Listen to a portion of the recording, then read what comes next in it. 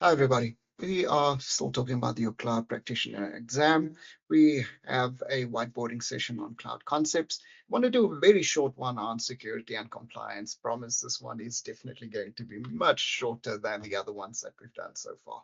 So let's talk about domain number 2, security and compliance. So what I will be talking about is the shared responsibility. Firstly, AWS has this agreement with customers where we say it's a shared responsibility. It is the security of the cloud and security in the cloud. AWS says, hey, everything of the cloud, we will manage that. We will make sure that our data centers are secure, that our infrastructure is secure, that the services that we run, how we virtualize it, that it's secure and it is safe for our customers to use.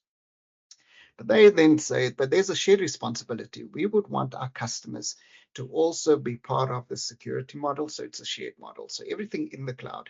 One example is AWS wouldn't know what kind of traffic you would want in. So you need to do, for instance, your packets and the filtering of your packets using your virtual firewalls. So you'll decide what kind of traffic you would want to allow in. There's things like if your data should be encrypted, if it should be running on SSL or TLS, if there should be some kind of in-transit security, if there should be at-rest security. There are those kind of decisions that only the customers can make. Who should be your users? Your customers should decide, hey, I want Bob and not May, Jerry or Mary. I want them to be the actual users. Those are things that AWS can't make decisions on there for you. So in the cloud becomes you applications, the applications that you run and how you run it and what it should have access to and not. AWS can't make those decisions for you. So it becomes your responsibility as part of this shared responsibility model. Now, there's also compliance. So AWS has two services. There is your one service that speaks specifically about compliance. There's AWS compliance. For instance, your company may have a question that says, hey, how well do we tie into using AWS in our country? On AWS compliance, you will have multiple different documentations that they present to you to say, yes, this governing body in your country says this about using AWS in the cloud. Then there is also AWS Artifact. Now, Artifact is quite nice. Imagine that you've got your auditors and your auditors need to go and make decisions on how well your posture, your security posture is in the cloud. They can download the agreements between AWS and various attestations. That's the word they use. Could be things about SOC or ISO or many of the other types of attestations that they have. Those kind of agreements you'll find under compliance with AWS. Identity and access management, there is a separate section where I speak about that. But for instance, the users, who gets access? Multiple users, the groups that I will add those users in, and then there's roles as well, which is extremely important. So I've got users, I've got groups, I've got roles. I will create policies for those users, and those policies will set up what kind of permissions those users will have in my AWS environment. So all of these, I will use the identity and access management service in. There's other services or things that you need to consider as well, like multi-factor authentication that you could have. There is also trust relationships that you could um, create between your environment and your on-premises environment, for instance. So there's trust relationships too. All of these services, you will use identity and access management, IAM, for. So that is a short one on identity and access management. Security resources. AWS has a massive amount of other services that you can use to keep your security posture high and also to report on your security posture. A couple of services that comes to mind is on your EC2 instances. There's Amazon Inspector that you can use, and it will tell you if there are maybe any kind of vulnerabilities within your environment. There is Guard Duty, intelligent threat detection, that you can use as well. So there's Guard Duty that you should be looking at. It will look at if there's maybe any phishing attacks happening within your environment, if there's maybe somebody trying to do a brute force attacks as well. Those you'll find in guard duty, and you should be using these services often. There are other services as well, like Shield, that will help protect you against DOS and DDoS attacks, so your denial of service and your distributed denial of service. There's WAF, Web Application Firewall, and that will protect you against malicious attack. Anybody may be trying to come into your environment, malicious attacks. Between those services, they live together on the AWS console, Shield and WAF. Many times, very often, you'll find them together. So those are services as well that you should be using within your AWS environment as well. Then there are Security Hub, really one of my favorite services.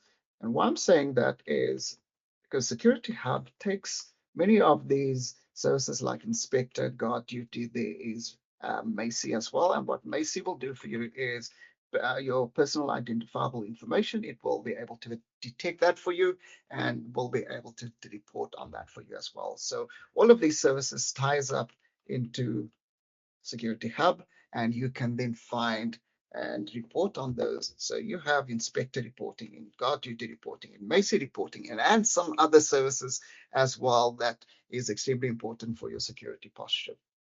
Then the last one that I want to speak to is Trusted Advisor. Now, Trusted Advisor is really one of those services that I think is underutilized.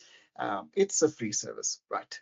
Depending on your support level, we'll talk about that in one of the domains that we will be chatting about as well. But Trusted Advisor is a service, and there's multiple categories under Trusted Advisor. So the categories that you have for them, or is that you will have for them. I'm sure I spelled that definitely wrong over there. So it's categories, right? I should just maybe do an undo on that. Yep, categories. Yeah, I told you this is all live, right? So there's the different categories under there as well. Now, interesting enough, as I go through this, I want you to see where you've seen these concepts appear already. So there's cost optimization. There is performance. There is security. Some of this you've seen in maybe the well-architected framework. There's fault tolerance as well.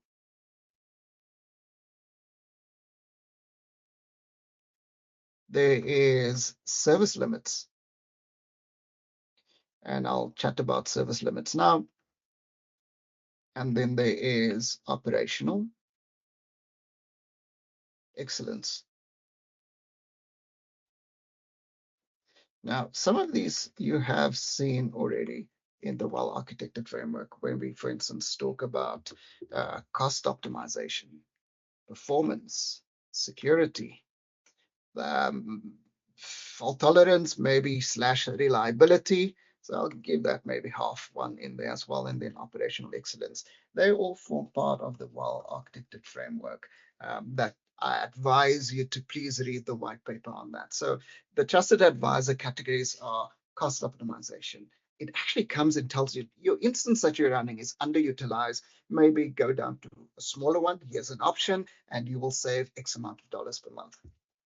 Performance, where you maybe could be performing better based on the service that you are running. Security, maybe you have some holes in your security posture. It will provide you with some recommendations on that as well. Fault tolerance, it could tell you, listen, you're only running in one availability zone. Maybe you want to add another instance in another one to be highly available. Service limits. Service limits are important. AWS has quotas on these services. For instance, VPCs, you can have 5 VPCs in an account in a region. So when you get to VPC number 4, your trusted advisor will advise you, you're busy running out of VPCs, your elastic IP addresses as well, your elastic network interfaces, they all have quotas, and trusted advisor could report for you on those as well. So this is domain 2, security and compliance. Go through that. The AWS compliance on that, there is you can watch it on the website. AWS Artifact, you need to be logged onto the console before you can see those agreements. But all of this is important for your exam, and you probably will find multiple questions, especially on identity and access management, that shared responsibility, definitely, maybe something on compliance, trusted advisor, yes, security and the security services that you should be using. Trusted advisor, I will speak about again on the domain number 4, because there is a lot of gotchas that comes up with that as well. So make sure that you watch the one on domain number 4 as well. That's it. All the best with your exam and with your prep for your exam. I'll see you in the next one. Bye.